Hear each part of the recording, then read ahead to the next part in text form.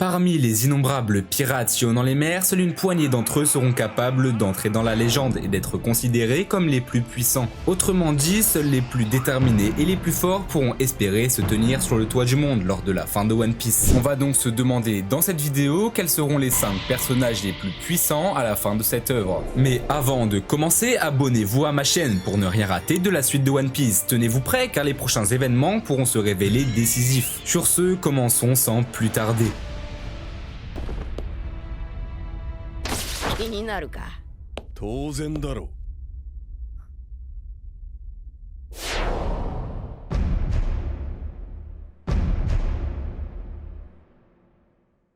う。27 ans. Cela fait maintenant 27 ans que l'on suit les aventures de Monkey D. Luffy. 27 ans qu'il n'a pas cessé d'évoluer en tant que pirate, qu'il a vaincu des adversaires les plus puissants les uns que les autres. Et aujourd'hui, il a atteint le sommet. Il fait partie de l'ordre des 4 empereurs et il est l'un des plus puissants pirates du monde.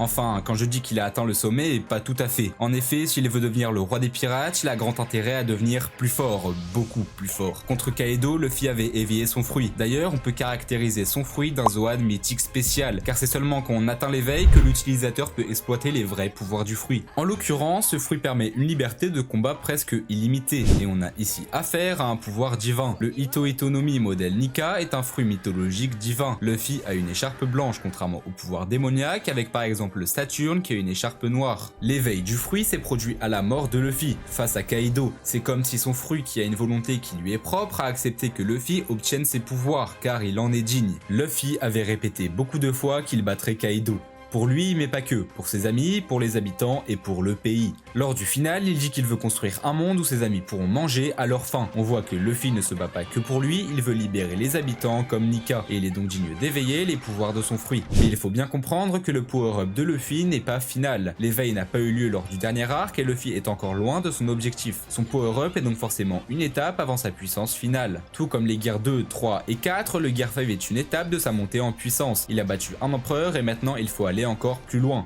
beaucoup plus loin. Il faut savoir que être roi des pirates n'est pas juste un titre, c'est un titre qui s'accompagne d'un niveau de puissance, tout comme le titre de corsaire et le titre d'empereur s'accompagnent d'un niveau de puissance. Doflamingo ne peut pas devenir le roi des pirates car il n'a pas la puissance nécessaire. Luffy ne peut pas devenir le roi des pirates car il n'a pas la puissance nécessaire pour le moment, et c'est pour cela qu'il doit devenir encore plus fort. Kaido et Big Mom s'étaient alliés pour pouvoir mettre la main sur le One Piece. Pourquoi ? Parce qu'individuellement, il n'avait pas la puissance requise pour devenir le roi des pirates. Quand tu es le roi des pirates, tu es l'homme le plus fort du monde, c'est tout aussi simple que ça. Luffy représente la quintessence de la puissance positive et autrement dit la puissance divine. Pour atteindre son niveau final, il devra combattre un homme qui représente la quintessence de la puissance négative, autrement dit la puissance démoniaque. Cet homme pourrait être Im ou encore Barbe Noire et c'est à lui que nous allons nous intéresser maintenant.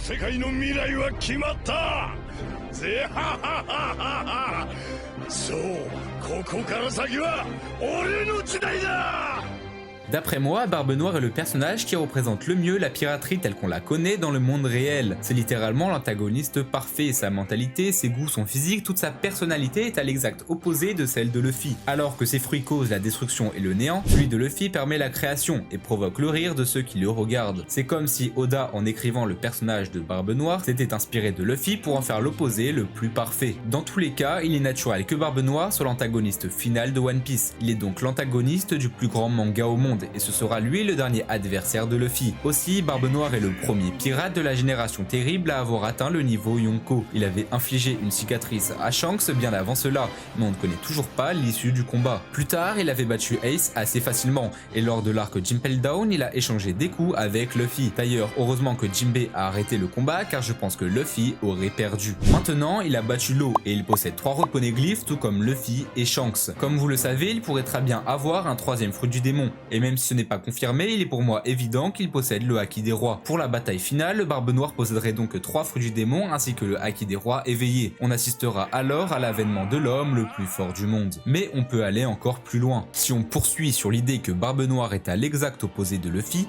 on pourrait théoriser quelque chose de très intéressant. Luffy a éveillé son fruit du démon et il s'avère que ce fruit est en réalité un fruit divin. En Gear 5, Luffy se transforme en Nika, le dieu du soleil. Mais alors, et si Barbe Noire éveillée son fruit des ténèbres. Imaginez une seule seconde que le Yami Yami no Mi de Barbe Noire, une fois éveillé, révèle des capacités divines, tout comme le fruit de Luffy. Quand je dis des capacités divines, ce serait plutôt des capacités démoniaques. Luffy se transforme en dieu du soleil, Barbe Noire se transforme en démon des ténèbres. Ainsi, l'opposition entre ces deux personnages serait un peu plus parfaite. Les ténèbres contre la lumière, la lune contre le soleil. まだ暴れ足りない奴がいるのなら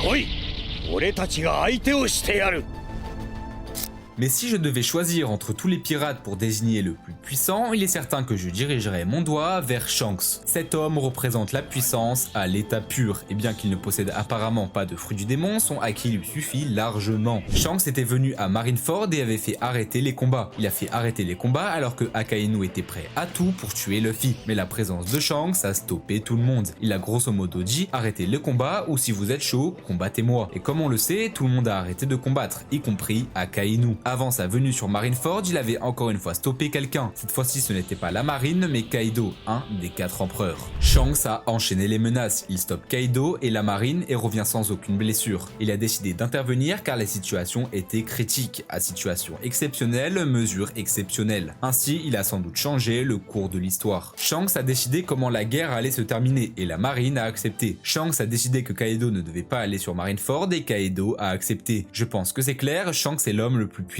du monde. Quand Shanks décide quelque chose, tout le monde est d'accord. Pourquoi? Parce qu'il est puissant. Et sa dernière décision a été d'aller s'emparer du One Piece. Alors je vous préviens tout de suite, il est actuellement le grand favori dans la course pour la découverte du trésor de Roger.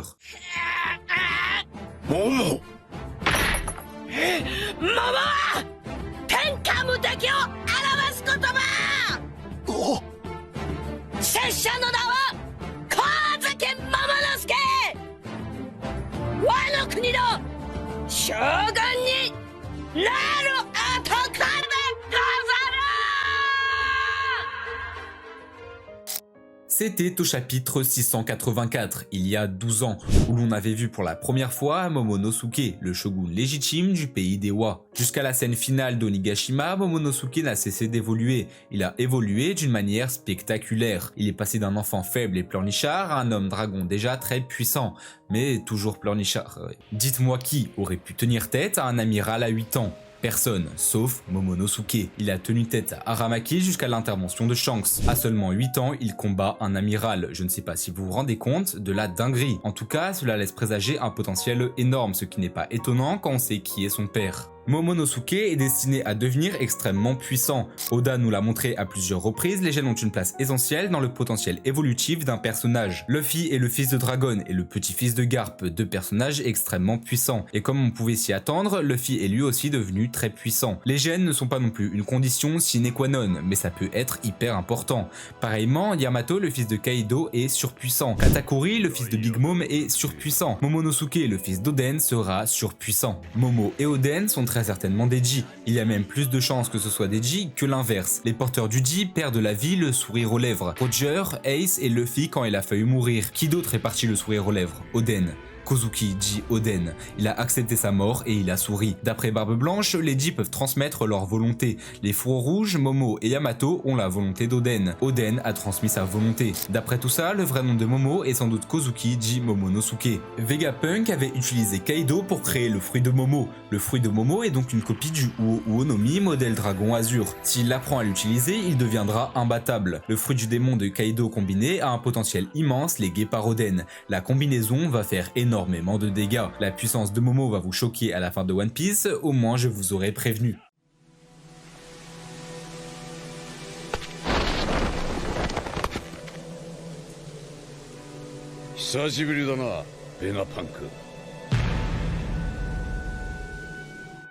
Si on met Im de côté, Dragon est l'homme le plus mystérieux de One Piece. Pourtant, il est le fils de Garp et le père de Luffy, et comme on le sait, ces deux-là aiment bien faire parler d'eux. Dragon reste tapis dans l'ombre, attendant une opportunité pour mener à bien sa mission, renverser le gouvernement mondial. Et vous pouvez être sûr que quand il se décidera à rentrer sur scène, il fera beaucoup de dégâts. Dragon a un statut bien particulier, c'est l'homme le plus dangereux et le plus recherché au monde. De par ce titre, il a sans aucun doute la prime la plus élevée du monde, et de loin si vous voulez mon avis. Ce statut est bien sûr dû au fait qu'il est le chef de l'armée révolutionnaire, mais pas seulement. C'est aussi car Dragon est extrêmement puissant.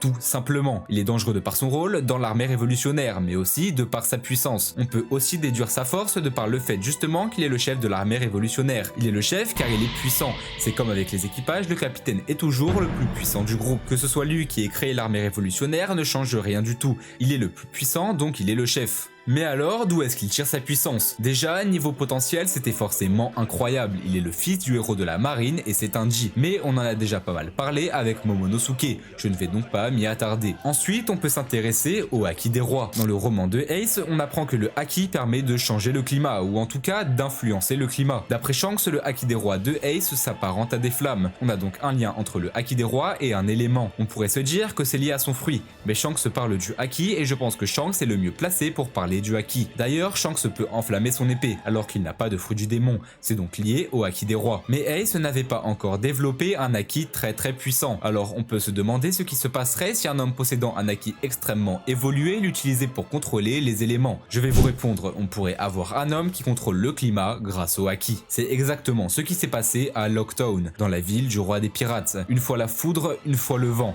On a ici une compétence qui permet de contrôler le climat, et on a deux possibilités. Soit c'est un fruit, soit c'est le Haki. Pour moi, c'est le Haki, et je vais vous expliquer pourquoi. Lorsqu'il y a la bourrasque de vent, Dragon se protège avec sa cape. Ce n'est pas l'attitude de quelqu'un qui utiliserait une attaque liée à un fruit du démon. Si un détenteur de pouvoir se protège de l'élément représenté par son fruit, c'est assez illogique. Si Dragon aurait par exemple le fruit du vent, il représenterait cet élément de par son fruit, et il ne s'en protégerait pas. L'hypothèse d'un fruit est tout de même assez probable, mais Oda pourrait ici nous montrer un indice comme quoi Dragon n'en posséderait pas. Dragon serait donc capable de contrôler les éléments de par son Haki des rois. Il fait tomber la foudre, il fait pleuvoir et il envoie des rafales de vent.